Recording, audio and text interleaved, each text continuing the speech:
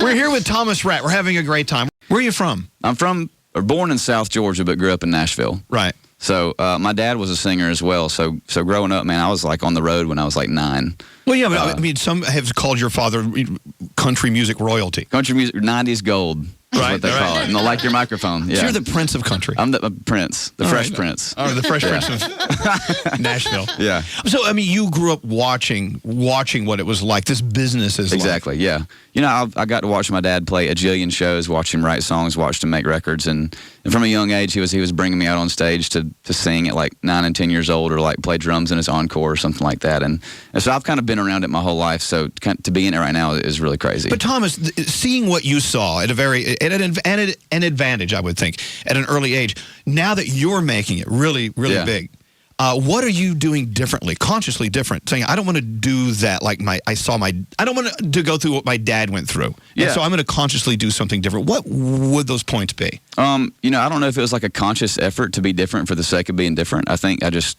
kind of just am that way. Like I've been like that since I was little. You know, whether if something was cool in 6th grade, I wanted to go the complete opposite. And like if a certain band was cool, then I wanted to go start a punk rock band. You know what I mean? Like I was always kind of that kid, and so like. So now, you were a problem child. Not necessarily a problem child. I don't do well with rules, I guess, if you will. So like even as a kid, like I went to a school where you had to cut your hair and shave and all that kind of stuff. So I was in detention a lot of the time for not shaving and not cutting my hair. A problem child. As I said. A problem. I guess I was a problem child. You may be tired of talking about it, but it's so romantic to know that you have known Lauren since the 1st grade. You guys got married several years ago. 2nd grade. See, this is the big myth. Everyone thinks we like met and had this like amazing connection in 1st grade. Did you have a connection with anybody in 1st grade? No. Yeah, exactly. I didn't have a connection with anyone until 4th grade, and that was myself. Yeah.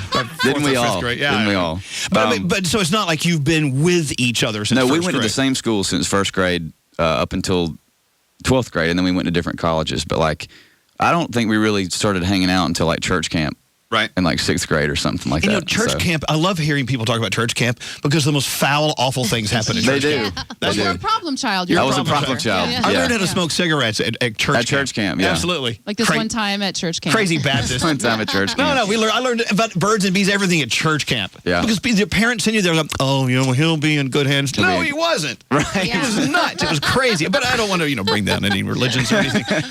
But, so here you are, doing your thing. You're doing so well now. Thank you very much. Now, if you were not you, but looking at you from the outside, would you consider yourself a music success?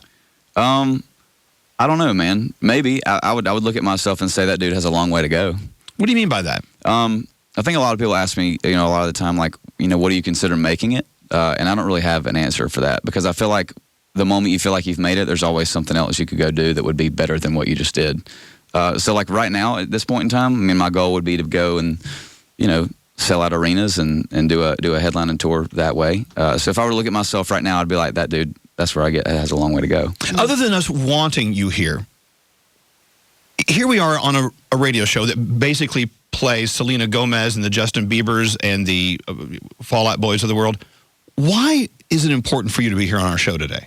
It's important because, especially with this song that you're about to play, hopefully you're going to play this song. Oh, whatever you want. Okay. We take cash. You take cash, $30 to spend. Oh, wow. If you want to pay that much. It's just kind of like...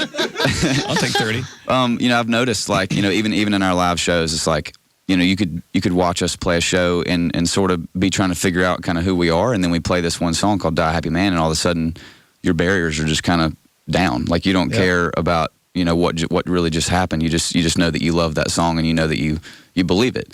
And so I think it's just important that music doesn't really have barriers or boundaries, and I think that everybody should hear the music that they want to hear, and so that's why we're here, to hopefully have your listeners hear a country song and see if they dig it. We were talking about where is home for you, and you and Lauren say that Nashville is now. When you're on the road, you go home, it's Nashville. Yeah. But you also said being on the bus, the tour bus, is home for you. Yeah. Well, I just, I'm on the bus. I mean, 200 some odd days a year. So I love that bed just as much as I love my bed at home. So. But how big is the bus? Like, what's on the bus? Well, y'all were asking me if I had a hot tub on my bus. Yeah. I don't. I don't really think Ed Sheeran has a hot tub on his bus. Yes, he does. I don't know. I think he probably does. And Taylor Swift has a swimming An pool. Olympic-sized swimming pool. Do you at least have like a grill or? It's a pool on wheels, is what you're Yeah, saying. can you grill? Can you stop down and have a chili cook-off? I kind of mean, what I kind mean, of, yeah. smoker? So, I mean, my bus has like 2 slides. So, like the front of the bus slides out to give you an extra, 5 or 6 feet of wideness, and then my bedroom slides out too. wow. So it's nice. I mean, they're nice, but I honestly sleep better sometimes on the bus than I do at home. But to call it home, I mean, and how many of these 200-something nights a year are you actually with your wife? On tour? Lauren comes probably, I don't know, half the time. She comes to cities that she likes to go. Like, obviously, she's here. So. I would. And thank you for being here. Yeah. We appreciate it. But I would miss my significant other so much if I was on the road that much. No, we definitely miss each other. But yeah, I'll tell you what, I feel like sometimes when I do come home, it sort of throws Lauren's rhythm off. Because, I'm on a different, I go to bed at 3 and wake up at 11. She goes to bed at 9 and gets up at 7. So she's like, can you go back out on the road? Yes, pretty much. I love how the other day Thomas Rhett showed up to some gathering and everyone was wearing cowboy boots except for you, cowboy boots. You were wearing sneakers.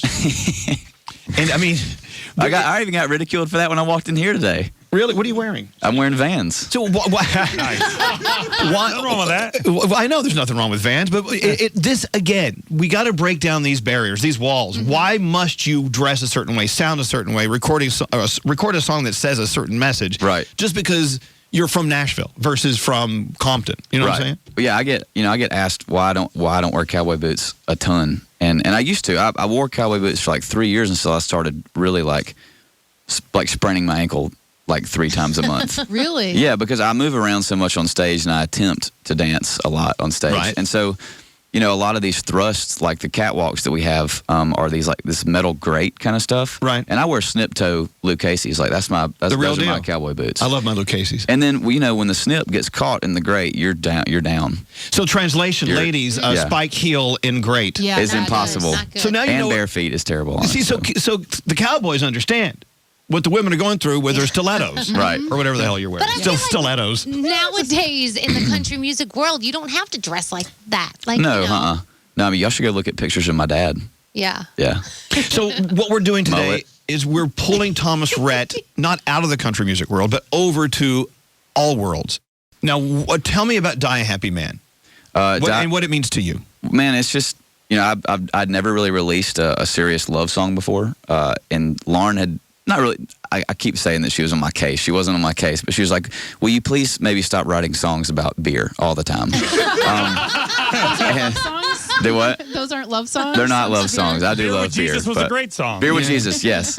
But anyway, she was like, I would love for you to write, like some kind of sweet song. And so I attempted to write one weekend, and Die a Happy Man is what came out. And I never in a million years thought it would have the success that it did, but the stars kind of aligned, and here it is. Lauren, are you happy with Die a Happy Man?